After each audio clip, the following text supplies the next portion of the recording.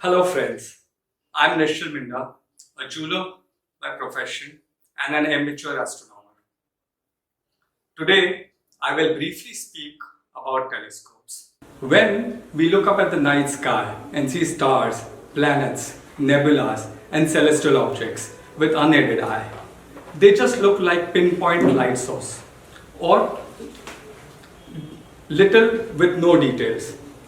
We need to resolve and magnify the object to see more details, for which we need to take help of a device and a tool. That's where telescope comes in use. Telescope are astronomers' primary tool. Basically, they are designed to collect light from distant objects, to bring the light to a focus and to produce an image of those objects magnified by an eyepiece. Please note, do not use telescopes to look at the sun. Also, never look at the sun directly. Telescope properties. The number one is aperture.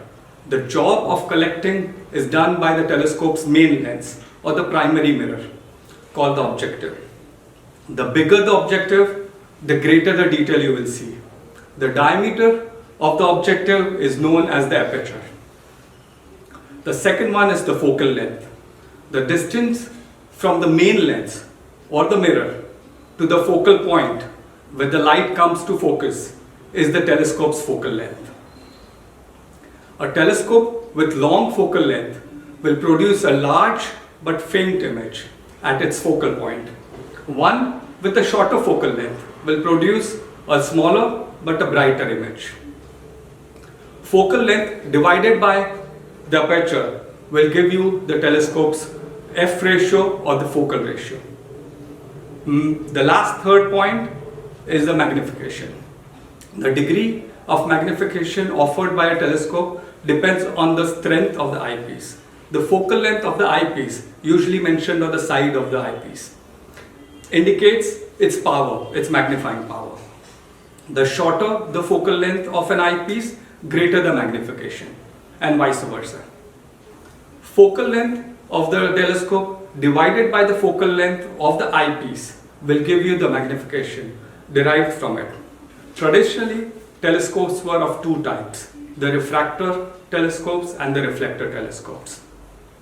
But today, a hybrid design is also available. It's called the catadioptrics.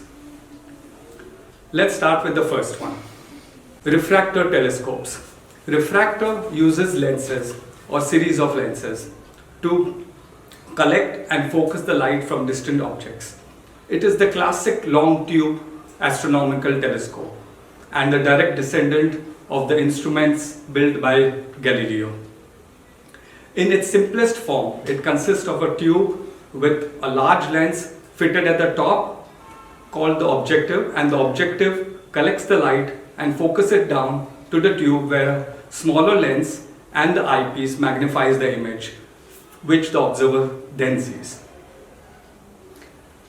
Advantages of refractor telescopes. Refractor is robust and needs very little maintenance. They are more portable, making it suitable for children to use it and moving from place to place.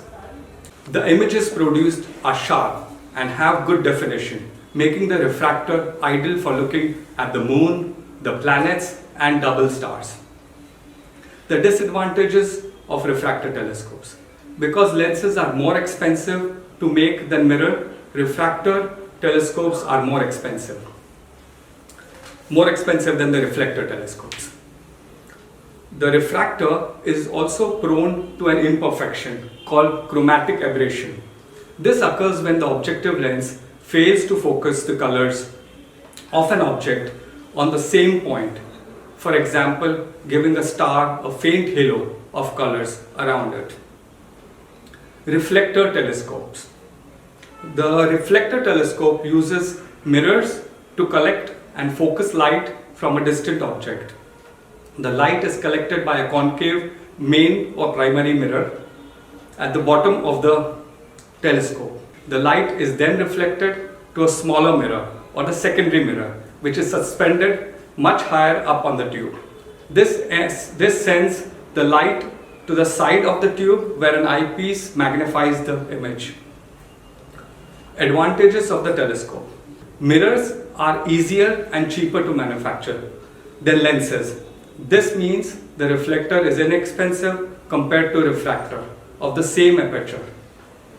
This type of telescope is good for viewing deep sky objects such as dim nebulas and galaxies.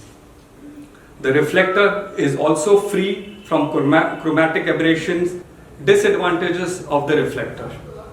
The reflector's mirror coatings degrade with time and need to be replaced or coated every few years. The reflector is also prone to a coma, an effect whereby stars at the edge of the field of view appear to be wedge-shaped. Other than that, reflectors are superb. Catadioptric telescopes. This is the third category. This telescope uses both mirrors and lenses.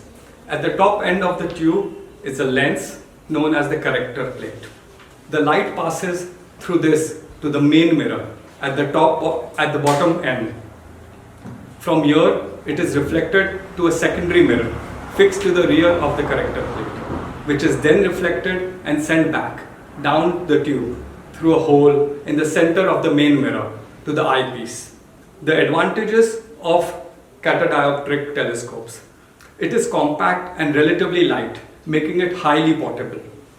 It offers a long focal length in a short tube. It is far less prone to refractors, chromatic aberration, or the reflector's coma problems. When used with a computerized motor or a go-to mount, it can automatically find and track objects. It is ideal for taking photographs. Disadvantages of the catadioptrics. Catadioptrics is more complex. Design tends to make it more costly than the reflectors and refractors of equivalent aperture. Because light is sent back and forth through the telescope tube, some light is lost before reaching the eyepiece. The result is the image that is dimmer than it would be from an equivalent reflector or refractor. Now let's speak about telescopic mounts. A telescopic mount is the integral part of a telescopic system. It provides a stable platform for the optical tube and allows for accurate aiming of the instrument.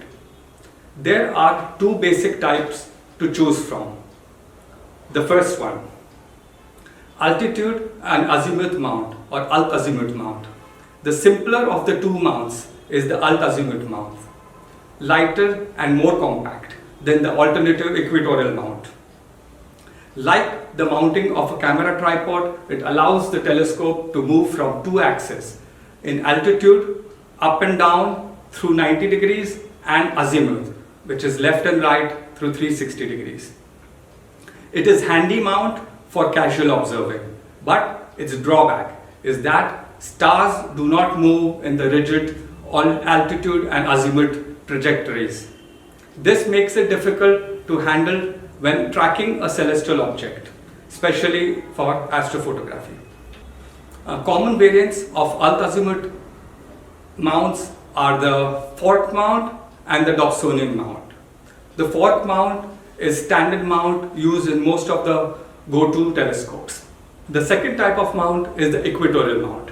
The equatorial mount also moves up and down, that is altitude, and left and right azimuth, but it does so relative to the celestial equator and rather than the Earth's surface. In other words, the entire mount is tilted so that it is aligned with the celestial poles, North Pole or the South Pole, and moves on the axis known as the right ascension, RA, or declination, DEC. These axes, which correspond to sky's equivalent of longitude and latitude, allow the observer to find celestial objects by using coordinates, celestial coordinates. If an object's celestial coordinates are known, the mount is correctly aligned.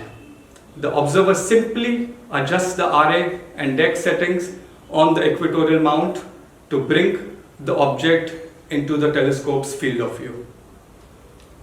This type of mount is good for astrophotography. The disadvantage of this mount is the weight, especially with the counterweight, to use to balance the tube, making it heavy. With this, guys, thank you for listening. Thank you, folks.